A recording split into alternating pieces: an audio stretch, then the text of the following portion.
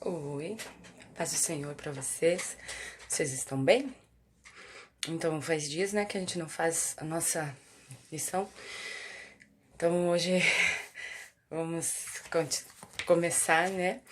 Nós temos uma lição nova que fala sobre Jesus Cristo, que é o melhor modelo. Então nós vamos começar com a primeira lição, que fala de Jesus. Na verdade, nós já tivemos uma lição que falava de Jesus, né?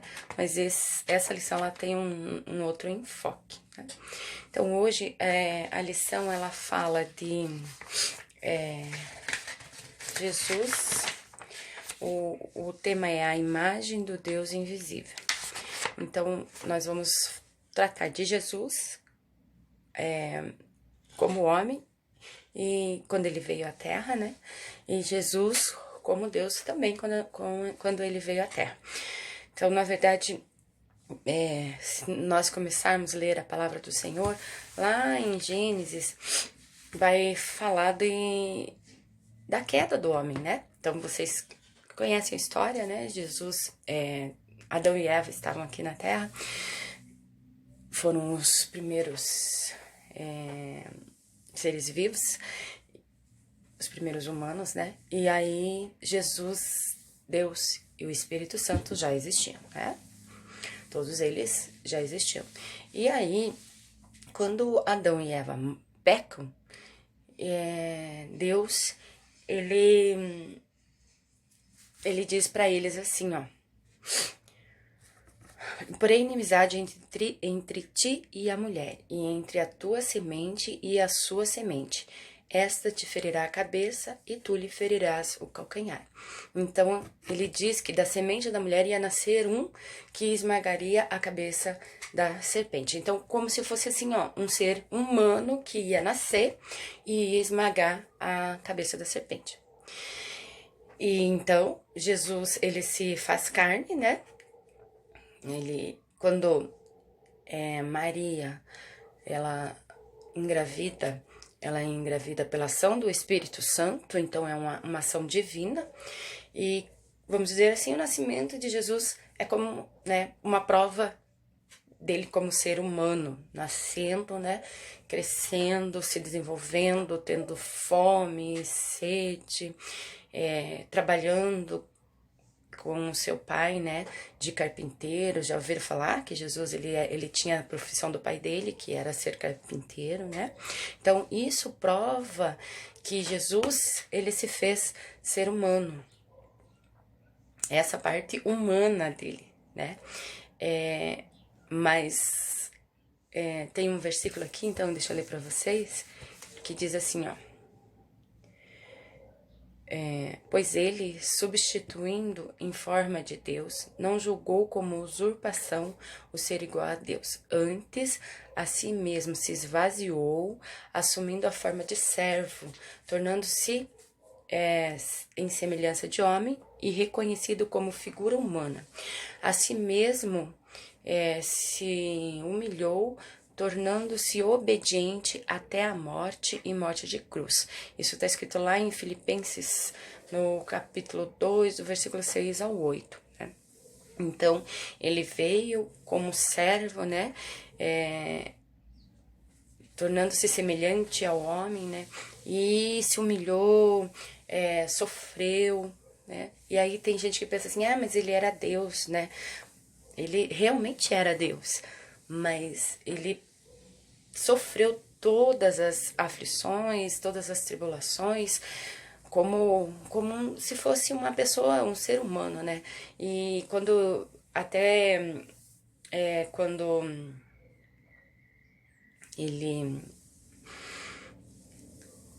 ele teve uma visão, uma revelação da sua morte, né? Ele disse para Deus, né? Se possível, passa de mim esse cálice. Ele, como ser humano, como humano, né? Ele viu que o sofrimento ia ser muito grande, né? E ele pede para Deus que, se possível, passasse dele esse cálice, né? Mas não foi possível. E ele precisava morrer, né, na cruz por nós. E quando Adão e Eva pecou, né, eles assinaram essa sentença para Jesus, né? Nesse momento, então, eles assinaram uma sentença de morte para Jesus, que Jesus precisaria passar por todo o sofrimento, passar pela cruz para nos redimir de todos os pecados. E por nós sermos pecadores, né, ele precisou de tudo isso.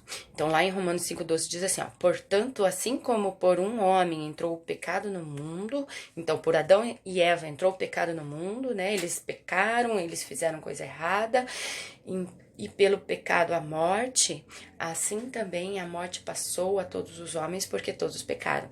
Então, nós somos, vamos dizer assim, culpados, né, da morte de Cristo.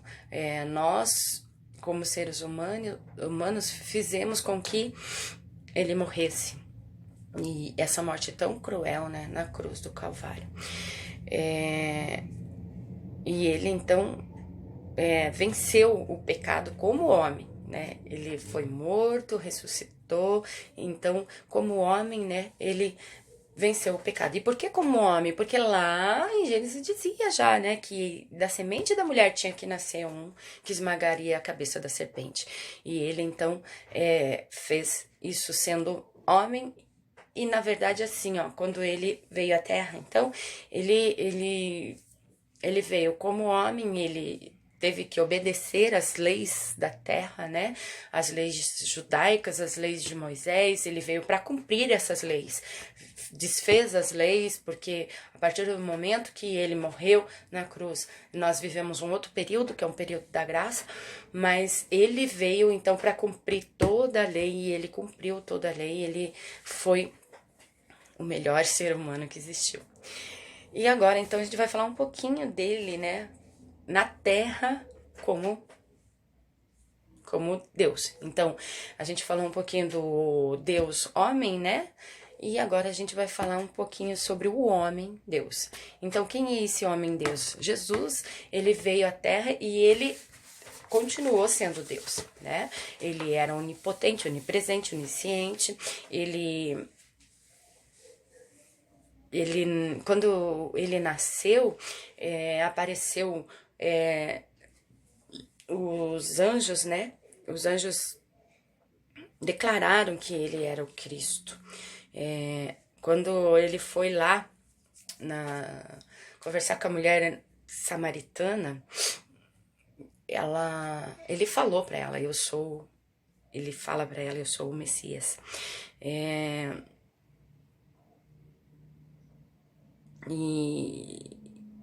E ele então se declara, né? Ele mesmo se declarou que era o Pai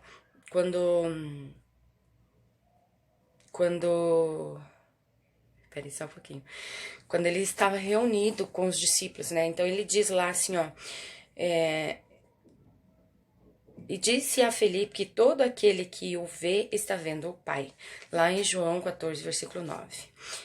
Quando interrogaram Jesus, quando prenderam Jesus, né, eles queriam algum testemunho contra Jesus, né, eles queriam que alguém falasse contra Jesus, porque eles não achavam pecado nenhum nele.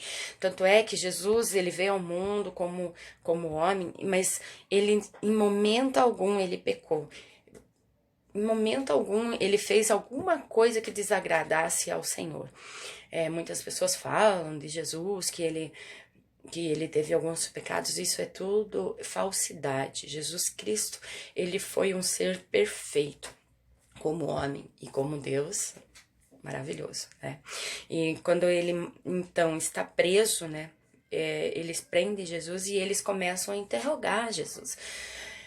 E chega um momento, então, que ele fala, né? Eles começam a interrogar Jesus, diz assim, ó, quer ver aqui, eu vou ler para vocês. No momento em que seus inimigos o prenderam e interrogaram sobre se ele era o Messias, Jesus não replicou, mas confirmou, sou. E vocês verão o Filho do Homem sentado do lado direito do Deus Todo-Poderoso e descendo com as nuvens do céu. Então, ele falou, sou, sim. Por que ele falou? Porque ele precisava ser morto, né? E aí, a partir do momento que ele se declara o Cristo, que ele se declara como Filho de Deus, que ele se declara como Deus, e aí então eles, desculpe, eles veem um meio de matá-lo, né? Ah, então ele se declara o Cristo, né? O Filho de Deus. Olha, ele mesmo, ele blasfemou. E aí, então, eles conseguem, né? Uma prova contra Jesus para matar, né? Então, na verdade, Jesus, ele fala já para isso, né? Porque ele sabia que ele precisava ser morto. Ele sabia que ele precisava passar pela morte da cruz. Ele sabia que ele era o sacrifício de remissão para nossos pecados. E depois aqui, quando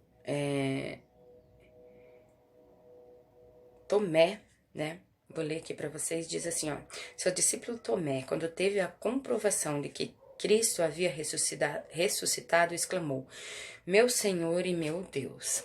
Então está escrito lá em João capítulo 20, versículo 28. E lá no Apocalipse, né, na revelação a João, ele fala, eu sou o Alfa, o Ômega, o primeiro e o último, o princípio e o fim. Lá em Apocalipse 22, 13. Na verdade, vou ler aqui então para vocês, diz assim, ó, não há como negar que Jesus é o Deus bendito, o Messias esperado pela nação de Israel. Por esta razão, devemos crer e compartilhar essa fé com nossos amigos e colegas. Você deve se lembrar dessa palavra e confessar a Cristo diante das pessoas, pois se você for fiel a ele, do mesmo modo, o Senhor Jesus declarará o seu nome diante dos anjos no grande dia da sua vinda. Isso está escrito lá em Lucas capítulo 12, versículo 8. E para terminar, então, na conclusão, diz aqui, ó, a palavra de Deus nos ensina que Jesus operou muitos sinais e maravilhas. Ele ressuscitou mortos, acalmou tempestade, multiplicou pães e peixes. Foram tantos os milagres realizados por Jesus que João afirmou que nem ainda o mundo todo poderia conter os livros que se escreveriam sobre o seu ministério glorioso. Contudo, dentre todas essas obras, o maior milagre é a sua morte e sua ressurreição. A morte de Cristo na cruz do Calvário é o motivo da nossa eterna salvação. Se não fosse o Filho de Deus assumir o nosso lugar e pagar o alto preço pelos nossos pecados, estaríamos perdidos. Mas Jesus se manifestou para aniquilar o pecado pelo sacrifício de si mesmo. É muito bom saber que temos um Deus que sabe o que se passa conosco. Portanto, agora já não existe nenhuma condenação para as pessoas que estão unidas com Cristo Jesus. Isso está escrito lá em Romanos 8, versículo 1. Você não precisa mais se sentir culpado por nada. Agora você tem um advogado junto ao Pai e ele está à sua disposição para ajudá-lo a vencer qualquer pecado.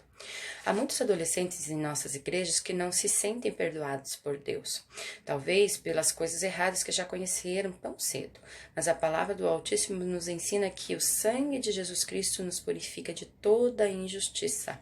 Lá em 1 João 1:9 diz isso. Creia que você já foi perdoado por alguém que levou a culpa dos pecados em seu lugar. Seja um imitador dele e siga as suas pegadas. Fazendo assim, você nunca se sentirá sozinho. Amém. Deus abençoe vocês. Vamos orar juntos? Senhor, meu Deus e Pai, aqui estamos na sua presença. Agradecemos, Senhor, por cada um.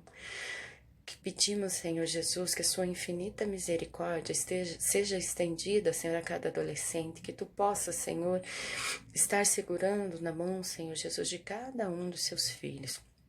Que nós, Senhor, como seus servos, possamos alcançar a vida eterna, porque foi para isso que tu morreste na cruz do Calvário, para nos perdoar dos pecados, para nos abençoar e esteve aqui, Senhor, sofrendo nessa terra, sofreu dores, sofreu aflição, angústia, Senhor, teve muito sofrimento para que hoje nós pudéssemos ter vida.